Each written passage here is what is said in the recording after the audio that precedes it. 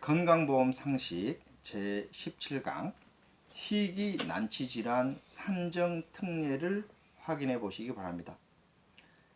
고셔병이라든지 터너 증후군, 또 파킨스 병 등 이름도 생소한 희귀병은 잘 낫지도 않고 평생 동안 관리하는 경우가 많습니다. 이런 질병의 경우에는 입원을 했다 그러면 본인 부담금이 20%에서 5%로 낮춰주는 것도 있습니다만, 또 이런 질병의 경우는 외래로 치료해야 되는 경우가 많습니다. 그러면 외래로 치료하면 의원은 30, 병원은 40, 종합병원은 50 이렇게 본인 부담금이 적지 않는데, 이런 희귀 난치병에 대해서는 본인 부담금을 지금 이렇게 10% 정도로 획기적으로 낮춰지는 제도를 지금 시행하고 있습니다. 그래서 일단 본인이 희귀질환에 이렇게 걸렸다, 혹은 가족 중에 누군가 희귀질환에 걸렸다 그러면 그 의사를 통해서 반드시 희귀질환 환자 등록을 하셔야 됩니다. 환자 등록을 하는 게 굉장히 중요합니다. 두 번째는 환자들의 모임인 환우회나 그 가족들의 모임에 가급적 등록하셔서 그분들과 함께 정보를 공유하시기 바랍니다. 최근 어떤 비슷한 그 질병이 있습니다만, 질환이지만 어떻게 진단명을 주느냐에 따라서 희귀질환이 되기도 하고 희귀질환이 아닌 경우도 있습니다.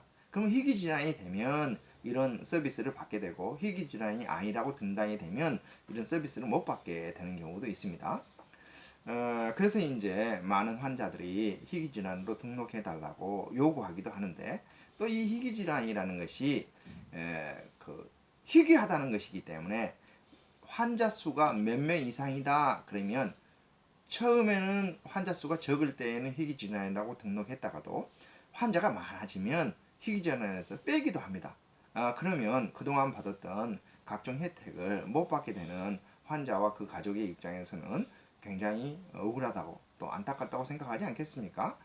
바로 이제 이런 문제 때문에 어떤 질병을 희귀질환으로 할 것이냐, 그 다음에 어떤 서비스를 줄 것이냐 하는 것이 늘 논쟁이 됩니다만, 우리나라에서는 지난 몇 년 사이에 희귀질환의 종류를 대폭 확대해 가고 있습니다. 그리고 그 환자에 대한 서비스의 내용을 점점점 본인 부담금을 낮춰가고 있습니다. 그래서 이제 이런 것들을 여러분들이 잘 활용하셔서 희귀질환에 안 걸리는 것이 가장 중요하겠습니다만, 이미 걸린 사람의 입장에서는 이걸 관리를 해야 되기 때문에 비용을 줄이는 방법들을 연구하고, 또 희귀질환의 상당수가 가족력이 있거나 또 유전과 관련된 경우도 적지 않습니다.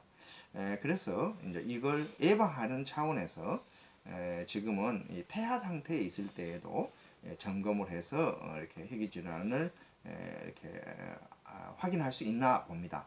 그런데 관련 단체의 주장에 의하면 우리나라는 지금 검사 항목이 미국에 비해서 매우 적다라는 주장을 하고 있어요.